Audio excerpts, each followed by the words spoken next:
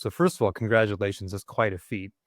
But second of all, Like, yeah, talk to me about like what was the marketing approach to this book? Like how did you or maybe Ray, how do they handle the marketing to see that much success? well, I can't speak for Ray, but I can speak for the many, many mistakes I have made and learned from in the publishing game. And I know that when it comes to writing a book, the first question that you really have to ask yourself is, what are you trying to accomplish here? Well, I want to make a book that makes money. Okay. Doesn't happen every time automatically. And so really for what I've found is that you need to have a proof of concept. So you need to get out there and have a look at what's selling in your area of interest. Are there folks selling books right now in that area? And I'm not talking about, Sly Stallone writes a book, because when Sly Stallone writes a book, millions of people buy it because he's Sly Stallone. That's not a fair comparison. When I write a book, nobody buys it because it's me. It's got to talk. It's got to solve somebody's problem. So backing up to your question, how did it become an Amazon bestseller? I think Ray took a look at what the needs are of society. And he said, is there a need for this kind of information? And then he tailored that approach to the need of the market. And when he did his marketing, he would base it on needs analysis.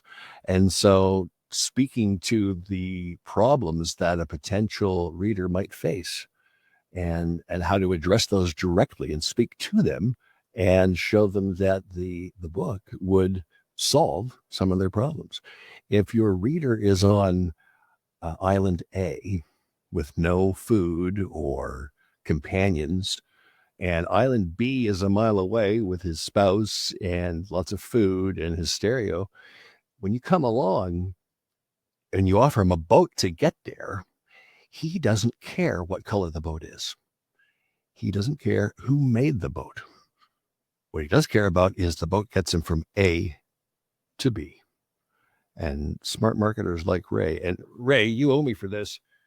Smart marketers like Ray understand that and speak directly to the need of whoever you're trying to help. And so that in a nutshell, really, you get proof of concept.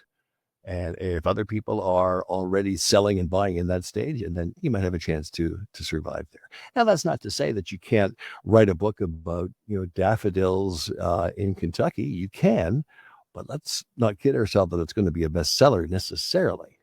You can write it, you can be proud of it, you can have it on the wall. But what's your objective? Is it to make money? Is it to build credibility? Where are you going with this? And so, these questions, again, prescription without diagnosis, malpractice. I like that you focus on the motivations behind, because to your point, you might write a book and your goal might not be to make money from it directly.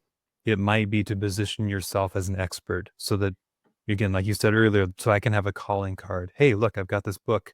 Check it out. If you want to learn more, my email is in there. So that's a great tip. And then also the idea to, with your boat analogy, we're not selling, so many people want to sell features of their thing that they have. My thing does this and it does this. Well, that's great. I'm glad it does those things.